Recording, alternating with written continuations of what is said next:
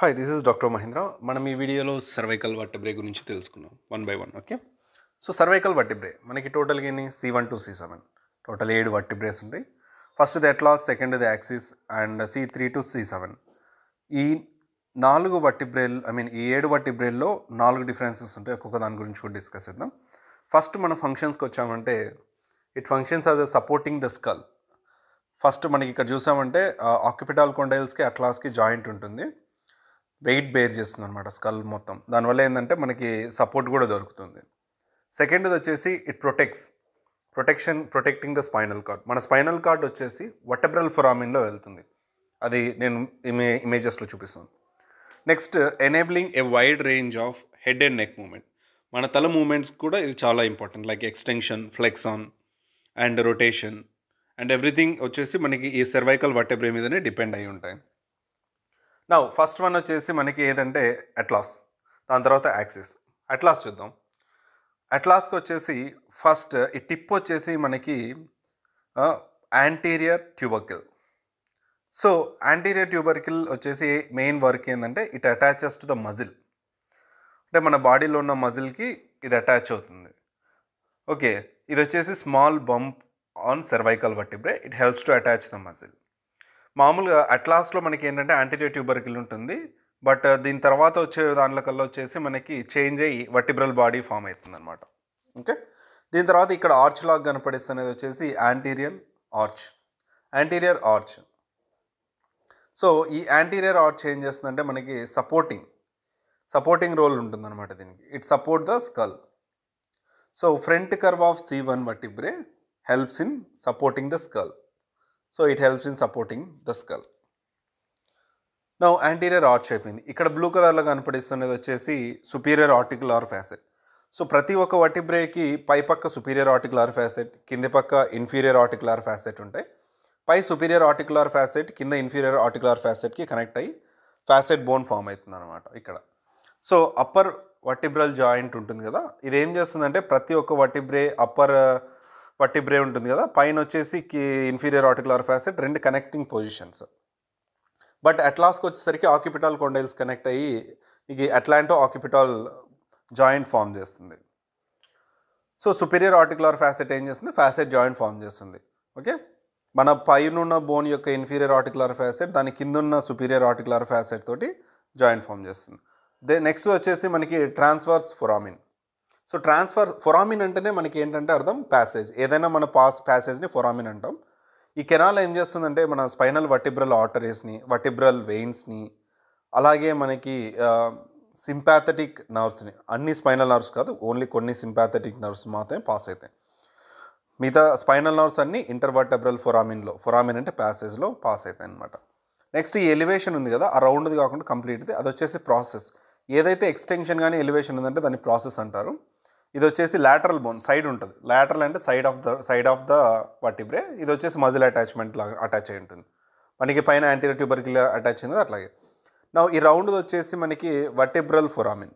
మరి same foramen అంటే ఏంటి, ప్యాసేజ్. ఈ వర్టిబ్రల్ ఫొరామిన్లో ఏం పాస్ అవుతుందంటే spinal cord. So it is a canal for spinal cord protection and passage. మనకి పైనుంచి కిందికి ఇక్కడ ఏమవుతుందంటే వెళ్ళేటప్పుడు ఈ అట్లాస్లో మనకి బ్రెయిన్ స్టెమ్ నుంచి స్పైనల్ కార్డ్ కన్వర్ట్ అయ్యే రీజన్ అనమాట ఇది అట్లాస్లో, నాట్ ఇన్ ఆల్. తర్వాత మనకి ఈ ఆర్చ్ వచ్చేసి బ్యాక్ కర్వ్ అంటే మనకి in the sense posterior tubercle, back side ఉంటుంది కదా, మన వీపు వెనక పక్క ఉన్నది పోస్టీరియర్ ఆర్చ్ అనమాట. సో ఈ పోస్టీరియర్ ఆర్చ్ ఏం చేస్తుందంటే మనకి connecting ligaments and muscle and stabilises the neck. మనకి ఇక్కడ నెక్ స్టెబిలైజ్ అవుతుంది, అట్ ద సేమ్ టైం మన పోస్టీరియర్ ట్యూబర్కిల్కి లిగమెంట్స్, మజిల్, బోన్ అటాచ్ అయి ఉంటుంది. సో ఇది వచ్చేసి స్పైనస్ ప్రాసెస్ కింద కన్వర్ట్ అవుతుంది ఏది నెక్స్ట్ అప్కమింగ్ బోన్స్లో, బట్ నాట్ ఇన్ అట్లాస్లో కాదు. అట్లాస్లో టిప్ ఉంటుంది కదా, అదేంటంటే posterior tubercle become spinous process in the next vertebrae. మనకి ఒకవేళ క్వశ్చన్ అడిగారు అనుకో, which vertebrae has no spinous process అంటే మనం చెప్పేది అట్లాస్. మనం ఇదేంటంటే పైది వచ్చేసి సుపీరియర్ వ్యూ, అంటే పై నుంచి చూసి అట్లా ఉంటుంది, కింది నుంచి చూసి ఇట్లుంటుంది అనమాట. కింది నుంచి చూసినప్పుడు సేమ్ బ్లూ కలర్ పొజిషన్లో అనేది ఇన్ఫీరియర్ ఆర్టికులర్ ఫ్యాసెట్. సో ఈ ఇన్ఫీరియర్ ఆర్టికులర్ ఫ్యాసెట్ వచ్చేసి మనకి యాక్సిస్ యొక్క సుపీరియర్ ఆర్టికులర్ ఫ్యాసెట్ తోటి జాయింట్ ఫామ్ చేస్తుంది. ఓకే, అండ్ ఇదేంటంటే limited movement, it forms facet joint with limited movement. అంటే మనం లెఫ్ట్ టు రైట్ కంప్లీట్గా 360 కాకుండా ఒక్క మూమెంట్ వరకే వదిలేస్తుంది. నేను ఇక్కడ రౌండ్ చేస్తున్నది కింది వచ్చేసి సుపీరియర్ ఆర్టికులర్ ఫ్యాసెట్, పైది వచ్చేసి సుపీరియర్ ఆర్టికులర్ ఫ్యాసెట్, కింది వచ్చేసి ఇన్ఫీరియర్ ఆర్టికులర్ ఫ్యాసెట్. సో అట్లా ఉంటాయి అన్నమాట జాయింట్లు దీంట్లోకి. నా ఇంతవరకు మనకు ఒక క్లారిటీ వచ్చింది, ఏది సుపీరియర్ ఆర్టికులర్ ఫ్యాసెట్, ఏది ఇన్ఫీరియర్ ఆర్టికులర్ ఫ్యాసెట్ అనేది. మనం కంపారిజన్లోకి వెళ్దాం ఇప్పుడు. సో కంపారిజన్లో చూసుకుంటే మనకి స్పైనస్ ప్రాసెస్, నేను చెప్పాను కదా స్పైనస్ ప్రాసెస్ అనేది ఇది ఇట్లా కనపడిస్తుంది కదా, మనకి ఇక్కడ పోస్టియర్ ట్యూబర్కిల్ నెక్స్ట్ బోన్లో స్పైనస్ ప్రాసెస్ అవుతుంది. అట్లాస్లో మనకి స్పైనస్ ప్రాసెస్ ఉండదు, యాక్సిస్లో ఉంటుంది. C3 to C6 C7 అన్నిట్లో ఉంటుంది. బట్ C2 to C6 ఉండే దానిలోని మనం బైఫిడ్ అంటాం, ఎందుకంటే మనకి ఒక వై షేప్లో వచ్చిన దాన్ని బైఫిడ్ అంటాము. నార్మల్గా సింగిల్గా వచ్చిన దాన్ని సింగిల్ స్పైనల్ ప్రాసెస్ అంటాం. బైఫిడ్ వచ్చేసి C2 to C6 ఎవరైనా క్వశ్చన్ అడిగినంటే. నెక్స్ట్ వర్టిబ్రల్ బాడీ, ఆ రౌండ్ కనిపించింది వచ్చేసి మనకి వర్టిబ్రల్ బాడీ ఇందాక. బట్ మనకి అట్లాస్లో no vertebral body. So major differences ఏంటంటే ఇవే అనమాట. ఏది మిగతా సర్వైకల్ బోన్స్కి అట్లాస్ సర్వైకల్ బోన్కి. మనం ఇప్పుడు చూసామంటే కంపారిజన్లో ఈ పైన కనపడిస్తుంది ఎల్లోది వచ్చేసి ఒడంటాయిడ్ ప్రాసెస్ అంటారు దాన్ని. ఈ ఒడంటాయిడ్ ప్రాసెస్ వచ్చేసి పైన అట్లాస్కి మధ్యలోకి వెళ్ళిపోతుంది అనమాట. కింద వచ్చేసి యాక్సిస్, పైన అట్లాస్. యాక్సిస్ యొక్క ఒడంటాయిడ్ ప్రాసెస్ అట్లాస్లోకి వెళ్ళేసి మనకి రొటేషన్కి హెల్ప్ చేస్తుంది. అంటే మన మూమెంట్ ఉంటుంది కదా, నెక్ ఇట్లా లెఫ్ట్ అండ్ రైట్ మూమెంట్కి పనిచేస్తుంది అనమాట. సో ఇక్కడ ఇంకొక జాయింట్ ఫామ్ అవుతుంది. ఈ జాయింట్ ఏంటంటే అట్లాంటో యాక్సియల్ జాయింట్. అండ్ దీన్ని ఏమంటామంటే ఒడంటాయిడ్ ప్రాసెస్ని it is a dense tooth like projection కదా. మనం పైన చూసే అట్లాస్, కింద చూసే యాక్సిస్ అట్లా ఉంటుంది అనమాట. మనం లాటరల్ సైడ్లో చూస్తే అది వెళ్ళేసి ఆ హోల్లోకి వెళ్ళేసి మనకు జాయింట్ లాగా ఫామ్ చేస్తుంది. దీన్ని ఏమంటామంటే మనం అట్లాంటో యాక్సియల్ జాయింట్ అంటాం. యూజువల్లీ దీన్ని పైవోట్ జాయింట్స్ కిందకి వస్తుంది. సో అలౌస్ హెడ్ రొటేషన్, అంటే మనకి లెఫ్ట్ రైట్ తిరగడానికి ఈ మూమెంట్ చాలా అవసరం అనమాట. ఒడంటాయిడ్ ప్రాసెస్ చాలా అవసరం. దీని తర్వాత ఇది వచ్చేసి మనకి బైఫీడ్ స్పైనస్. బైఫీడ్ స్పైనస్ ఎక్కడి నుంచి ఎక్కడికి ఉంటాయి అంటే వై షేప్లో ఉన్న స్పైనస్ ఎక్కడి నుంచి ఎక్కడికి ఉంటాయంటే C2 to C6. సో మనకి ఇవేం చేస్తాయంటే it helps to attach more muscle and ligament and stability. So support కూడా అవసరం అనమాట. It support the spinal stability, చాలా ఇంపార్టెంట్.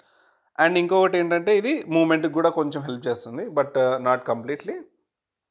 మనకి వెనక్కి ఇది బెండ్ అయినప్పుడు పైన స్పైనస్ ప్రాసెస్ కింది స్పైనస్ ప్రాసెస్కి తగలకుండా కొంచెం హెల్ప్ చేస్తుంది అనమాట.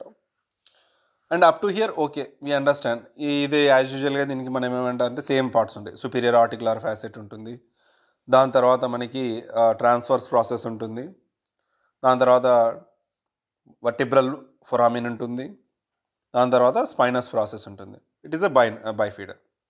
సో మనకి ఇది వచ్చేసి ట్రాన్స్ఫర్స్ ఫొరామిన్ అంటే passes for nerves and vessels. ఇది వచ్చేసి vertebral body. So vertebral body is a major thing. ఏం చేస్తుందంటే అది weight bearing part of the vertebrae. So entire vertebrae weight bearing part ఏదని చెప్పుకున్నామంటే వర్టిబ్రల్ బాడీ. సో మనకి C1 C2 అయిపోయింది. Next C3 to C6 C7ని comparison చేసుకున్నాం. పెద్ద differences ఏముండదు దీనిలోకి. ఓకే, సో C3 to C6లో ఏమంటే నో ఒడంటాయిడ్ ప్రాసెస్. ఈవెన్ C7లో కూడా ఉండదు.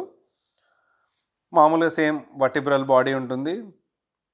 మనం ఇప్పుడు 4 పక్కన పెట్టుకున్నామంటే క్లియర్గా అర్థమవుతుంది చూడండి. ఫస్ట్ ఒడంటాయిడ్ ప్రాసెస్ ఏ దాంట్లో ఉంటుంది? C2లో ఉంటుంది. C2 అంటే యాక్సిస్. C1లో ఒడంటాయిడ్ ప్రాసెస్ ఉండదు, C2లో ఉంటుంది odontoid process. At the same time C3లో ఉండదు, C4 C5 C6 C7లో కూడా ఉండదు. Okay, so that is the major difference. Next ఏంటంటే C1లో మనకి వర్టిబ్రల్ బాడీ ఉండదు, బట్ రిమైనింగ్ అన్నిట్లో ఉంటుంది. సో C1లో ఏముండదంటే వర్టిబ్రల్ బాడీ ఉండదు. వర్టిబ్రల్ బాడీ ఉండాల్సిన ప్లేస్లో ఒడంటాయిడ్ ప్రాసెస్ ఉంటుంది, అంటే ఆ చిన్న టీత్ లైక్ ప్రొజెక్షన్ వచ్చి దీంట్లో ఉంటుంది అనమాట. తర్వాత vertebral body even C3 to C7 వరకు అన్నిట్లో ఉంటుంది. ఓకే, దీని తర్వాత ఇంకా మేజర్ డిఫరెన్సెస్ ఏంటంటే బైఫిడ్ ప్రాసెస్.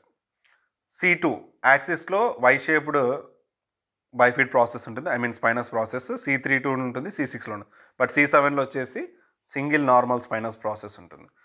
ఓకే, అది major differences. Okay, until here మనకి ఒక క్లారిటీ ఉంది. నెక్స్ట్ వర్టిబ్రల్ ఫొరామిన్లో సేమ్, మనకి వర్టిబ్రల్ ఫొరామిన్లో స్పైనల్ కార్డ్ పాస్ అవుతుంది, అన్నిట్లోనూ వర్టిబ్రల్ ఫొరామిన్ ఉంటుంది. సో ఈ నెక్స్ట్ వచ్చేసి ట్రాన్స్ఫర్స్ ఫొరామిన్ ఉంది కదా, ఈ transfers foramen C2 to C6 పెద్దగా ఉంటుంది, బట్ C7లో ఉండొచ్చు ఉండకపోవచ్చు. మైన్యూట్ క్వాంటిటీ అనమాట, చాలా చిన్నగా ఉండొచ్చు, కొన్ని దాంట్లో మనకి ఎట్లా అంటే చాలా చిన్న చిన్న బ్లడ్ వెజల్స్ పోవడానికి ఉంటుంది. నెక్స్ట్ ఇంకా వేరియేషన్ చూసుకున్నామంటే ఇంకా యాజ్ యూజువల్గా మనకి superior articular facet, inferior articular facet అవన్నీ సేమ్ ఉంటాయి. అండ్ C3కి C6కి సిమిలర్ ఉంటుంది. నౌ మేజర్ డిఫరెన్సెస్ అవి ఇప్పుడు ఈ దీనిలో చూసుకున్నాం అంటే ఓన్లీ స్పైనస్ ప్రాసెస్లోనే తేడా ఉంటుంది, వర్టిబ్రల్ బాడీలో తేడా ఉంటుంది, అండ్ ఆర్చెస్ తేడా ఉంటుంది. దీనిలో ఏంటంటే మనకి పోస్టీరియర్ ఆర్చ్, యాంటీరియర్ ఆర్చ్ మిగతా దానిలో ఉండదు, ఓన్లీ అట్లాస్లోనే ఉంటుంది. ఓకే.